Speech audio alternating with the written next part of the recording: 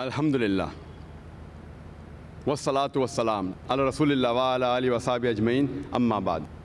A'udhu billahi minash shaitanir rajim. Bismillahir rahmanir rahim. Wa ma khalaqtul jinna wal insa illa liya'budun.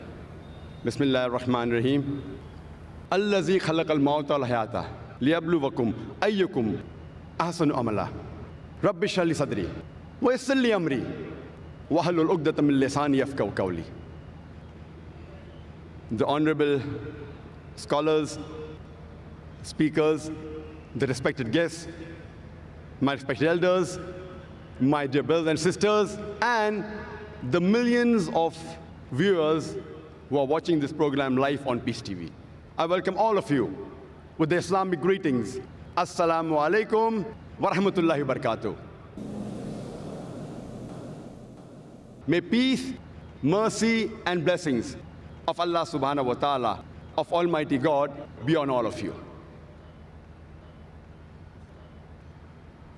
The topic of this last lecture, of the last session, of the last day of the 10-day International Islamic Conference, Peace, the Solution for Humanity, is what is the purpose of our life?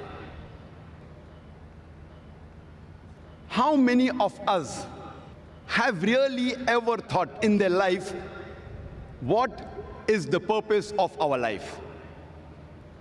How many of us have ever thought, what is the purpose of our existence? What are we doing here? Why are we here? Let us start analyzing right from here itself.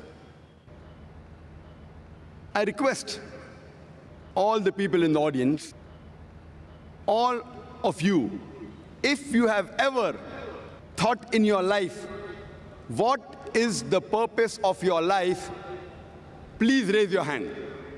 I would like to know amongst the audience, how many of you have ever thought in your life, what is the purpose of your life?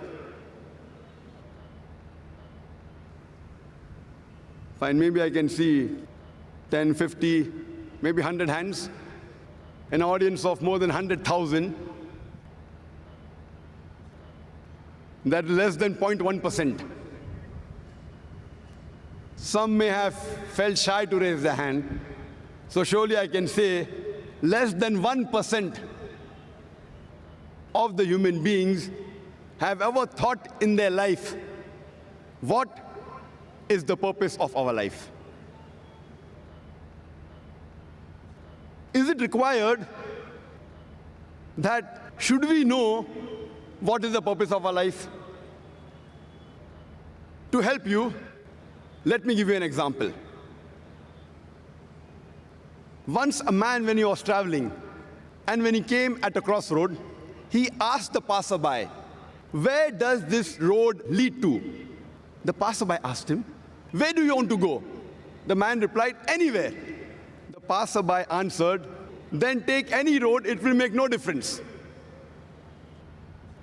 Imagine that traveler, he had no goal.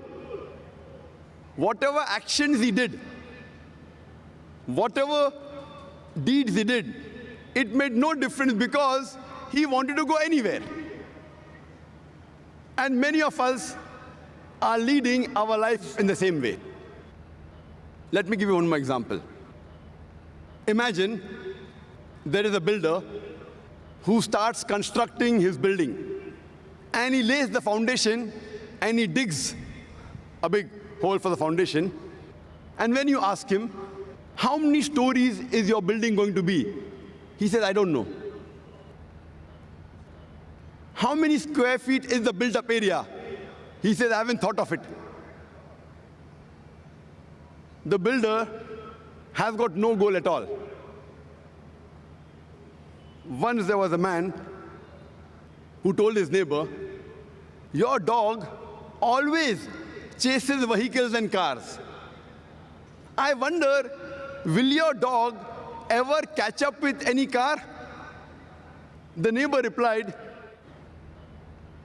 I don't wonder whether he'll catch up or not. I wonder if my dog catches up with the car, what will he do?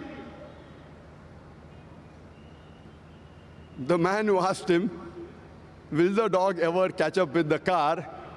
He's short-sighted. The neighbor who was the owner of the dog, he was far-sighted. Even if he caught up with the car, what will he do?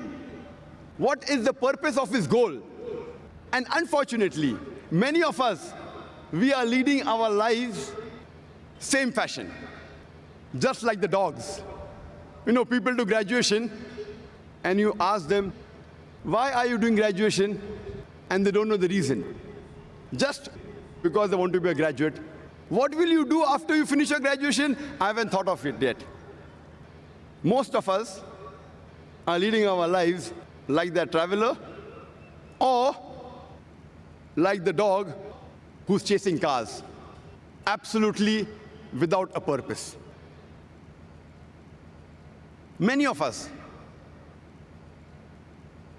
we copy goals of others without scrutinizing it. When we ask a student, why are you doing commerce? So he will reply, because my friend is doing commerce.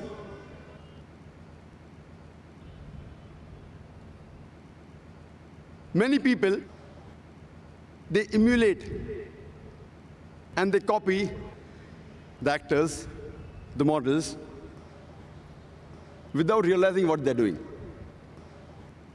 Once a person comes from the village to Bombay to become a millionaire.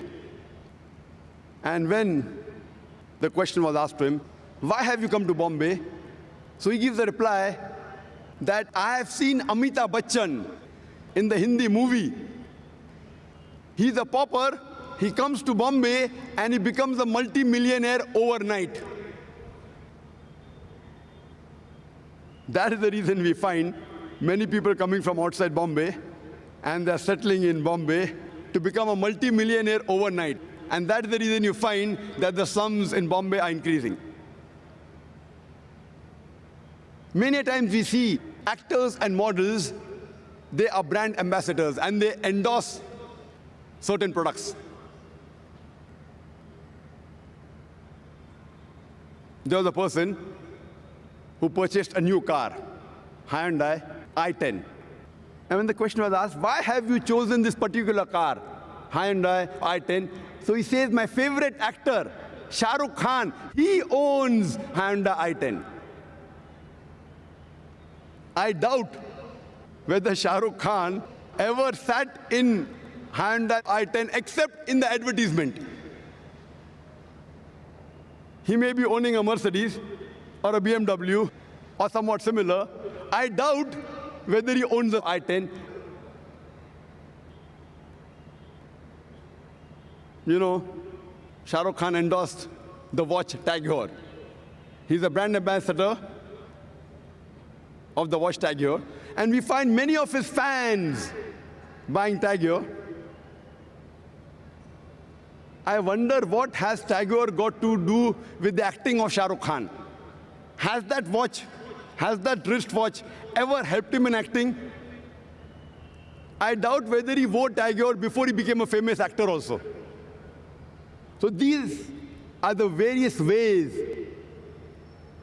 the media promotes products. And unfortunately, we blindly follow goals of other people without realizing what we are doing. Imagine there's an industrialist who buys a textile factory. And when asked, why have you bought the textile factory? He tells us that I've come to know that there is good profit in textile business.